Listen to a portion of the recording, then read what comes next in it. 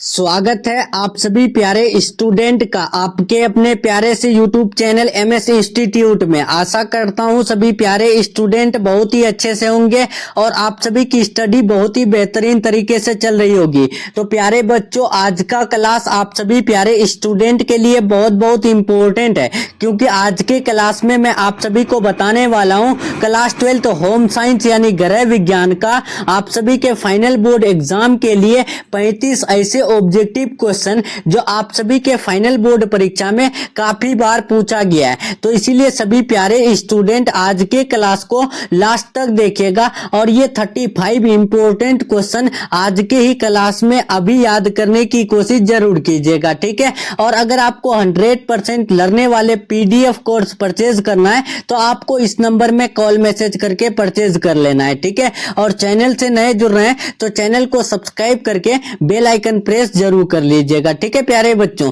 तो चलिए हम लोग जो है क्लास को शुरू करते हैं, चलते हैं फर्स्ट क्वेश्चन की तरफ। और हाँ, सभी प्यारे स्टूडेंट अपना answer live chat comment box में देते रहिएगा। आंसर देने से आपको जल्दी याद होती है, ठीक है। तो देखिए आपके स्क्रीन में पहला क्वेश्चन आ चुका है। पूछा गया है कि गले में कौन सी ग्रंथि पाई जाती है। काफी इंपॉर्टेंट क्वेश्चन है। तो गले में कौन सी ग्रंथि पाई जाती है, आपके सामने 4 ऑप्शन है। देखिए, थायराइड ग्रंथि, पीयूष ग्रंथि, अधिवृक्क ग्रंथि, थाइमस ग्रंथि। तो प्यारे बच्चों, इसका राइट आंसर क्या होगा? तो आपको याद रखना है गले में जो ग्रंथि पाई जाती है तो वो थायराइड ग्रंथि पाई जाती है, ठीक है। Right answer option number A बिल्कुल राइट हो जाएगा, ठीक है। आपको याद कर लेना है। नेक्स्ट चलते हैं दूसरा नंबर। अंतःस्रावी ग्रंथियां होती है। अंतःस्रावी ग्रंथियां कैसी ग्रंथियां होती है? नलिका विहीन ग्रंथियां, नलिका युक्त ग्रंथियां, ए और बी दोनों, इनमें से कोई नहीं। तो प्यारे बच्चों, आपको याद रखना है अंतःस्रावी ग्रंथियां नलिका विहीन ग्रंथियां होती है, ठीक है।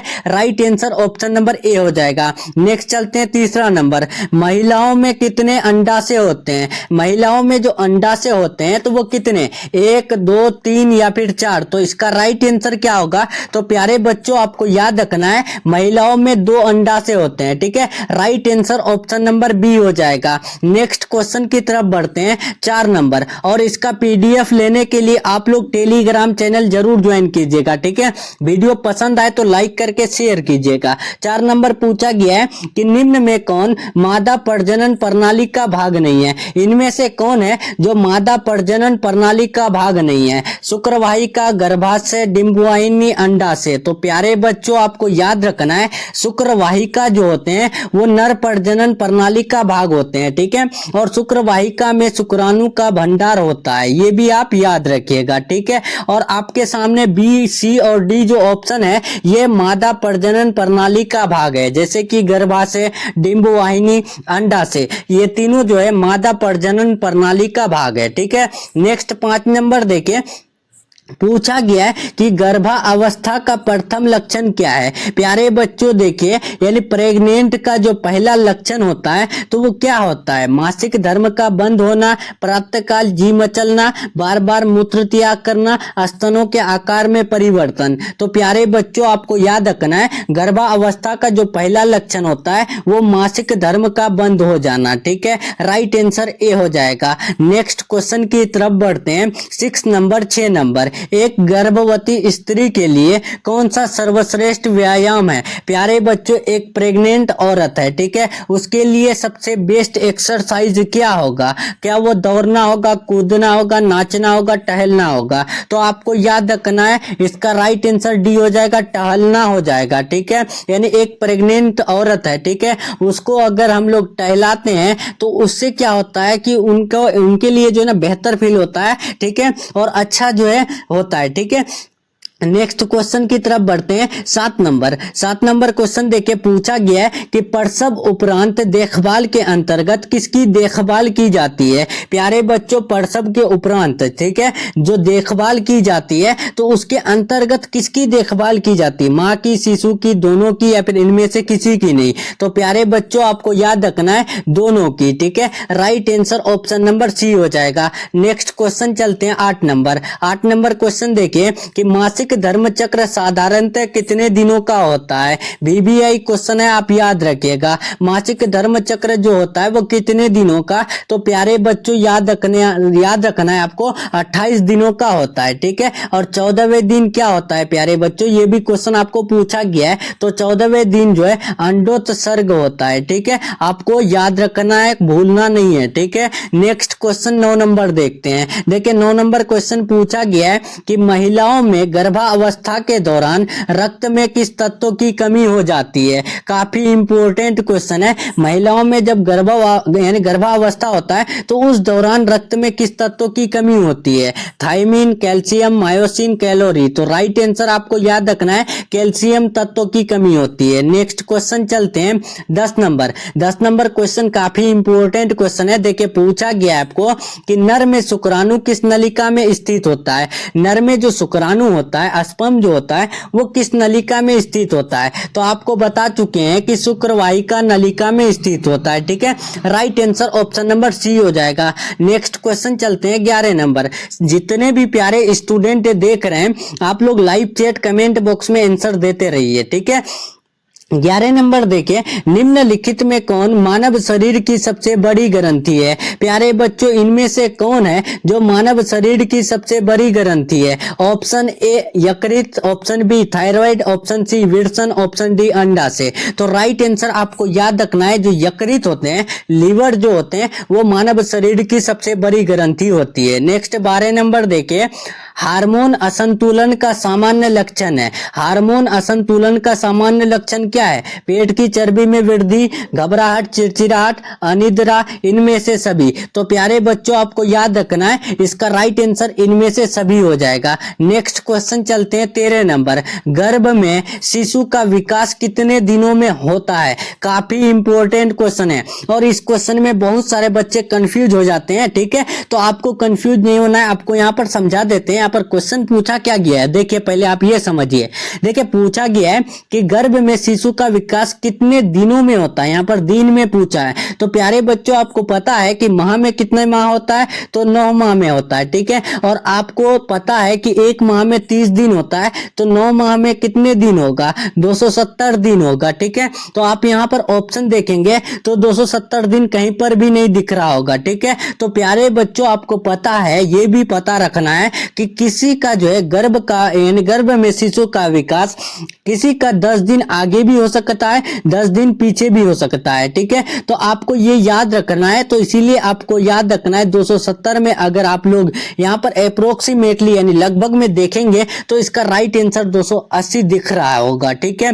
देखिए 280 दे, आपको 290 दे या फिर 275 दे, ठीक है। तो आपको ऑप्शन के हिसाब से जो है लगाना है आंसर, ठीक है। यानी 270 के पार ही आपको आंसर दिया जाएगा यहाँ पर, यानी ऑप्शन, ठीक है। तो आपको यहाँ पर इसका राइट आंसर याद रखना है option number B. Next question चलते हैं 14 नंबर। 14 नंबर क्वेश्चन देखिए, निम्न में कौन गर्भावस्था की अवस्था नहीं है? इनमें से कौन है जो गर्भावस्था की अवस्था नहीं है? शैशवावस्था, बीजावस्था, पिंड अवस्था, भ्रूणावस्था। तो राइट आंसर आपको याद रखना है, जो शैशवा अवस्था होता है ये गर्भावस्था की अवस्था नहीं होता है, ठीक है। राइट आंसर ए हो जाएगा। नेक्स्ट 15 नंबर देखिए, निम्न में कौन गर्भावस्था की कठिनाई है? इनमें से कौन है जो गर्भावस्था की कठिनाई होती है यानी मुश्किल होती है? तो आपको याद रखना है इनमें से सभी हो जाएगा इसका राइट आंसर। जो गर्भपात, अपरिपक्व जन्म, गर्भकालीन विषाक्तता, ये तीनों जो है गर्भावस्था की कठिनाई है। नेक्स्ट 16 नंबर देखिए, प्रसवोत्तर अवधि है। प्यारे बच्चों प्रसवोत्तर अवधि, आपको ये क्वेश्चन सब्जेक्टिव में पूछे जा सकते हैं कि प्रसवोत्तर अवधि क्या होता है। तो आपको याद रखना है प्रसव से 45 दिनों के अवधि को ही प्रसवोत्तर अवधि कहते हैं, ठीक है। Right answer option number C हो जाएगा, यानी प्रसव से 45 दिन तक क्या कहलाता है? प्रसवोत्तर अवधि कहलाता है। राइट आंसर सी होगा, याद रखना है। नेक्स्ट 17 नंबर देखिए, निषेचित डिंब का विकास कहाँ होता है? निषेचित डिंब का जो विकास होता है वो कहाँ होता है? गर्भाशय में, अंडाशय में, शुक्राशय में या फिर इनमें से कोई नहीं? तो प्यारे बच्चों याद रखना है गर्भाशय में होता है, ठीक है। जो फर्टिलाइजेशन ओव्यूम होता है उसका जो विकास होता है तो वो गर्भाशय में होता है। ठीक है, राइट आंसर ए हो जाएगा। नेक्स्ट 18 नंबर क्वेश्चन देखिए, निम्न में कौन सा कथन सही नहीं है, इनमें से कौन सा कथन है जो गलत है। तो प्यारे बच्चों यहाँ पर ऑप्शन देखेंगे, गर्भावस्था में पौष्टिक भोजन लेना चाहिए, ये बिल्कुल सही है।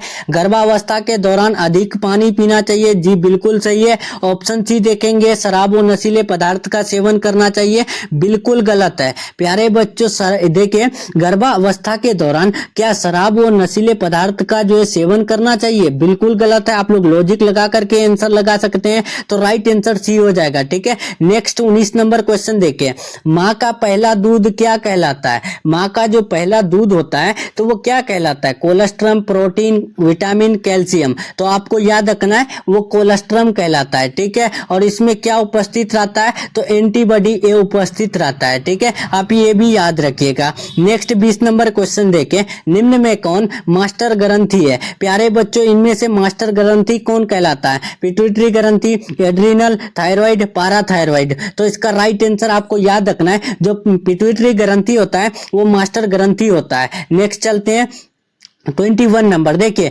21 नंबर क्वेश्चन पूछा गया है आपको कि निम्न में किस हार्मोन के स्राव के कारण पुरुष में पुरुषत्व का गुण आता है। इनमें से कौन से हार्मोन का स्राव होता है जिससे पुरुष में पुरुषत्व का गुण आता है, टेस्टोस्टेरोन, एस्ट्रोजन, प्रोजेस्टेरोन, प्रोलैक्टिन। तो राइट आंसर आपको याद रखना है वो हो जाएगा टेस्टोस्टेरोन। ठीक है, टेस्टोस्टेरोन हार्मोन के स्राव के कारण पुरुष में पुरुषत्व का गुण आता है। नेक्स्ट 22 नंबर क्वेश्चन देखिए, 22 नंबर क्वेश्चन पूछा गया है आपको कि जन्म से ही शिशु में किस संवेग का प्रदर्शन होता है। प्यारे बच्चों, जन्म से ही शिशु में किस संवेग का प्रदर्शन होता है, तो आपको याद रखना है इसका right answer option number C हो जाएगा, क्रोध का। ठीक है, यानी गुस्सा का। ठीक है, नेक्स्ट क्वेश्चन चलते हैं 23 नंबर। 23 नंबर क्वेश्चन देके पूछा गया है आपको कि एक दूध पिलाने वाली माता को पहले 6 महीने प्रतिदिन आहार में कितना अतिरिक्त प्रोटीन देना चाहिए। देखिए, जो दूध पिलाने वाली माता होती है तो उसको पहले 6 महीने प्रतिदिन यानी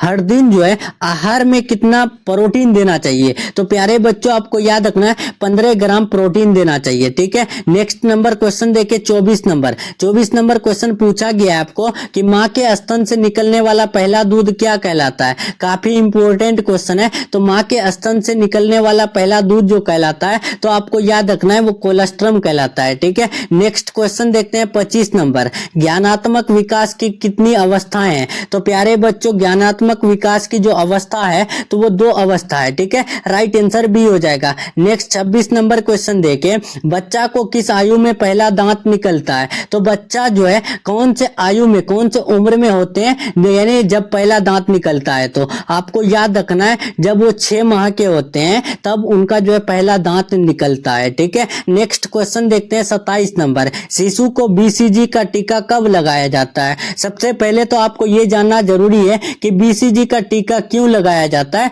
तो क्षय रोग से बचने के लिए। ठीक है, कौन से रोग, यानी ट्यूबरकुलोसिस जिसको बोलते हैं, यानी क्षय रोग, तो उससे बचने के लिए BCG का टीका लगाया जाता है। लेकिन कब लगाया जाता है तो आपको याद रखना है इसका राइट आंसर 27 का ऑप्शन नंबर सी हो जाएगा, 3 माह पर लगाया जाता है। ठीक है, नेक्स्ट 28 नंबर, बच्चे को पूरक आहार कितने माह के बाद से देनी चाहिए। प्यारे बच्चों, बच्चे को जो पूरक आहार देनी चाहिए तो वो यानी कौन से माह के बाद, तो आपको याद रखना है 28 का राइट आंसर ए हो जाएगा, 6 माह के बाद। नेक्स्ट चलते हैं 29 नंबर, ORS पेय बनाने के लिए इनमें से किसके साथ मिलाना चाहिए, दूध, सूप, जूस या फिर इनमें से कोई नहीं। तो आपको पता होगा ORS अगर पिए होंगे तो किसके साथ मिला करके पिए होंगे, तो पानी के साथ। तो इनमें से यहाँ पानी नहीं है तो राइट आंसर इनमें से कोई नहीं हो जाएगा। ठीक है, नेक्स्ट क्वेश्चन चलते हैं 30 नंबर।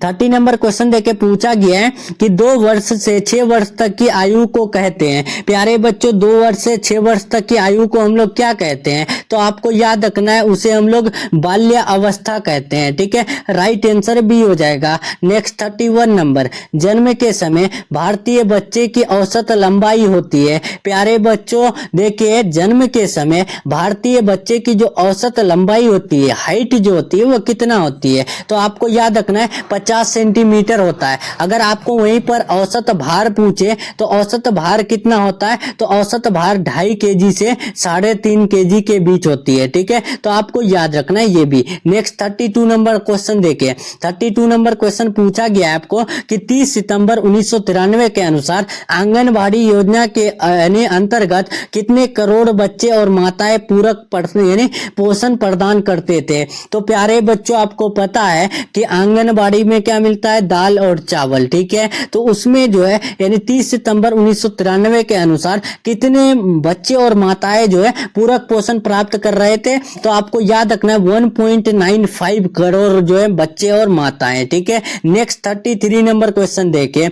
जन्म के समय नवजात शिशु का औसत भार होता है। जन्म के समय नवजात शिशु का भार कितना होता है, तो आपको बता चुके हैं कि 2.5 किलोग्राम से 3.5 किलोग्राम यानी 2.5 किलोग्राम से 3.5 किलोग्राम के बीच होता है। नेक्स्ट 34 नंबर, गर्भावस्था में रक्त में किस तत्व की कमी हो जाती है, तो गर्भावस्था में रक्त में जो है यानी कैल्शियम तत्व की कमी हो जाती है। ठीक है, right answer option number B हो जाएगा। नेक्स्ट नंबर क्वेश्चन 35 देखिए, पूछा गया है कि संपूर्ण गर्भावस्था में गर्भवती महिला को कितने मिलीग्राम लोहे को शोषित करना जरूरी है, बताना है आपको इसका आंसर। संपूर्ण गर्भावस्था यानी पूरी तरह से जो गर्भावस्था में गर्भवती महिला जो है उसको कितने मिलीग्राम लोहे को शोषित करना जरूरी है, तो आपको याद रखना है 700 से 1000 मिलीग्राम। ठीक है, right answer option number A हो जाएगा। तो चलिए प्यारे बच्चों, यहाँ पर हम लोग का top 35 most important objective question का क्लास कंप्लीट हो रहा है। ठीक है, क्लास कैसा लगा कमेंट में जरूर बताइएगा। वीडियो पसंद आए तो लाइक करके शेयर कर दीजिएगा। ठीक है, और पीडीएफ कोर्स अगर 100% लर्ने वाला एग्जाम में आने वाला चाहिए तो आप इस नंबर में कॉल मैसेज जरूर कीजिएगा। नंबर है 7366865888। ठीक है, इस नंबर में आपको कॉल मैसेज करना है और आपको परचेज कर लेना है। ठीक है, तो चलिए मिलते हैं नेक्स्ट क्लास में नेक्स्ट टॉपिक के साथ। तब तक के लिए अपना ख्याल रखें, अपना स्टडी जारी रखें। Take care, thanks for watching.